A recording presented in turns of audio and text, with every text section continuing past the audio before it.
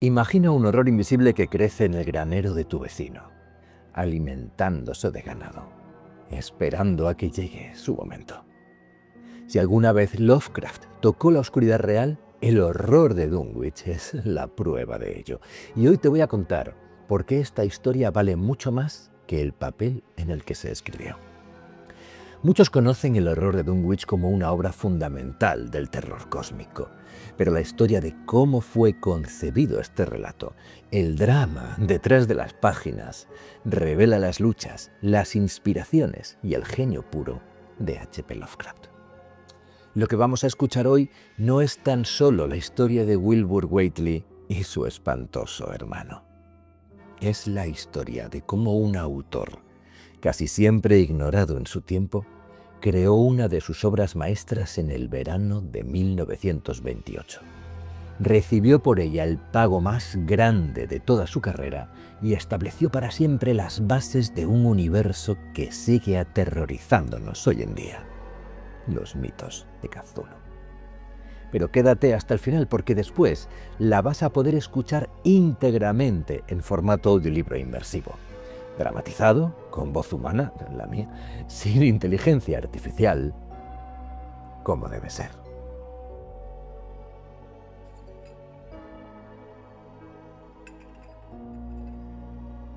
Para encontrar el origen del horror de Dunwich tenemos que viajar al verano de 1928.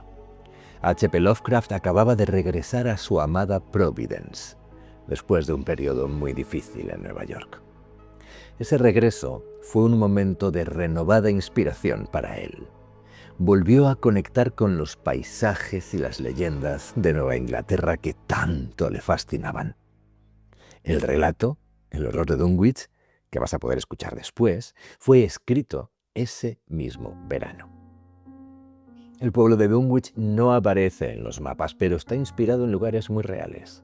Lovecraft tomó como modelo los pueblos de la región central de Massachusetts, con sus colinas extrañamente redondeadas y su aire de decadencia. Además, se nutrió de sus influencias literarias favoritas como las obras de Arthur Machen, Algernon Blackwood y Lord Dunsany. Por cierto, Algernon Blackwood dentro de poco en el canal. Con esta mezcla de folclore local, paisajes inquietantes y horror literario, Lovecraft creó la atmósfera de un pueblo maldito y preparó el escenario para uno de sus cuentos más famosos. Una vez que terminó el manuscrito, el destino obvio de la historia era la revista Weird Tales. Era la publicación pulp más importante para la ficción extraña y macabra de la época. Lovecraft, que se sentía orgulloso de su creación, describió el relato como tan diabólico que Farnsworth Wright, el editor, podría no atreverse a publicarlo. Pero sus temores no tenían fundamento. Lejos de rechazarlo, Farnsworth Wright lo aceptó de inmediato. Para Lovecraft, que estaba acostumbrado a los rechazos y a los pagos mínimos por sus complejas historias, esto fue una victoria enorme. La revista no solo aceptaba otra de sus obras, sino que estaba a punto de darle el mayor reconocimiento económico de su carrera. Y se me apagó la luz. Por El horror de Dunwich, la revista Weird Tales le envió a Lovecraft un cheque por $240. Ya, parece poca cosa, pero en aquel momento fue el pago más alto que Lovecraft había recibido por una sola de sus obras. Pero es que además ni siquiera para aquella época, es que si lo ajustamos a la inflación, aquellos $240 son $4.500 de hoy por un relato. Imaginaos lo que significó para Lovecraft, acostumbrado a vivir casi toda su vida con problemas de dinero, dependiendo de pequeñas herencias, de trabajos de revisión. Imaginaos lo que significaría para un autor español. En un país como España, donde la tirada media ronda por debajo de los 1.500 ejemplares y lo que cobra un autor, cuando cobra, ronda los 2.000 euros por una novela. Él, 4.500 por un relato. Y ojo, los de los 2.000 euros es con suerte y si los cobra. En fin. El relato se publicó finalmente en el número de abril de 1929 de Weird Tales. Y aunque Lovecraft fue, en gran medida, ignorado por el círculo literario tradicional de su tiempo, entre los lectores de la revista pulp, su obra era muy esperada. El horror de Dunwich tuvo una excelente acogida y afianzó su reputación como un maestro del cuento del terror dentro del fandom. Por cierto, si te está gustando esta inmersión en la historia detrás del horror, suscríbete para no perderte los futuros análisis sobre la vida y obra de los grandes maestros del terror. Créeme, todavía hay muchos secretos que desvelar acerca de la creación de los mitos de Cthulhu y me gustaría descubrirlos contigo. Más allá del éxito personal para Lovecraft, el horror de Dunwich es una obra crucial, porque definió muchos de los elementos de lo que hoy conocemos como los mitos de Cthulhu. Se la considera una de las historias centrales de este universo. Aunque la llamada de Cthulhu, que por cierto también podéis escuchar en el canal, suscríbete, había presentado el concepto 2 años antes, este relato fue el que realmente expandió la cosmología de su universo.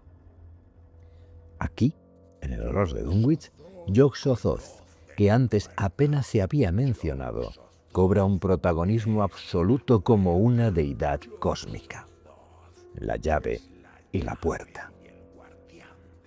El relato también subraya la importancia del Necronomicon, no como un simple libro de conjuros, sino como un texto con conocimiento terrible y específico. Es más, Lovecraft incluso detalla el número de la página que Wilbur necesitaba para cumplir su propósito, la 751. Y además, leeremos parte del Necronomicon también aquí en la historia.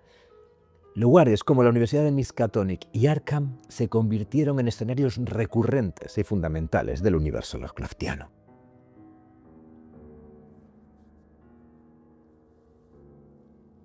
Aunque la recepción inicial se limitó sobre todo al fandom de Weird Tales, con el paso del tiempo el horror de Dunwich se ha convertido en una de las obras más famosas y estudiadas de H.P. Lovecraft. Tras su muerte, cuando sus amigos comenzaron a publicar de forma sistemática su trabajo, su influencia no paró de crecer. Críticos posteriores elogiaron la historia. El escritor británico Kingsley Amis, por ejemplo, la destacó como uno de los cuentos de Lovecraft que alcanzan una maldad memorable. Su estructura, que combina una investigación casi documental con un horror desatado, ha sido mencionada como uno de los puntos fuertes de la narración, creando una sensación de realidad que hace el terror todavía más impactante. El impacto del horror de Dunwich es inmenso y duradero. La historia ha sido adaptada al cine, a la radio, y su influencia se puede notar en incontables obras de otros creadores. La idea del monstruo invisible y la amenaza que crece en secreto se ha convertido en un elemento recurrente en el género de terror. Escritores como Stephen King han reconocido la enorme influencia de Lovecraft en su trabajo, y es posible ver conexiones entre la amenaza cíclica y extradimensional de Dunwich y horrores como el de su novela It. Pero no solamente ha influenciado a escritores como a Stephen King y a otros, no, el relato también ha impactado en juegos de rol y videojuegos, incluso en Fallout, donde Yog-Sothoth, los Whately y el propio horror de Dunwich son figuras recurrentes que expanden el legado de la historia mucho más allá del papel en que fue escrita. En conclusión, el horror de Dunwich es mucho más que un simple cuento sobre un monstruo. Es el resultado de un momento clave en la vida de su autor. Un reflejo de su amor por Nueva Inglaterra, una victoria en su constante lucha financiera y un avance gigantesco en la construcción de su mitología. El relato no solo le dio a Lovecraft el mejor pago de su carrera, sino que nos dejó una obra que definió el horror cósmico para siempre. Pero ha llegado el momento de apagar las luces. Esta vez de verdad, no como a mí antes que se me apagó la de relleno. De apagar las luces, os decía, de ajustar el volumen de los cascos y comenzar a escuchar el audiolibro del horror de Dunwich. Estamos a un paso de introducirnos en el Massachusetts del primer cuarto del siglo XX. Te invito a acompañarme en la lectura y una vez más, a suscribirte si aún no lo has hecho, para no perderte ni un solo relato. Huyamos juntos del ruido de lo digital, de lo artificial. Volvamos a lo humano. Seguimos. Conoce la puerta. Yog-Sothoth es la puerta. Yog-Sothoth es la llave y el guardián de la puerta.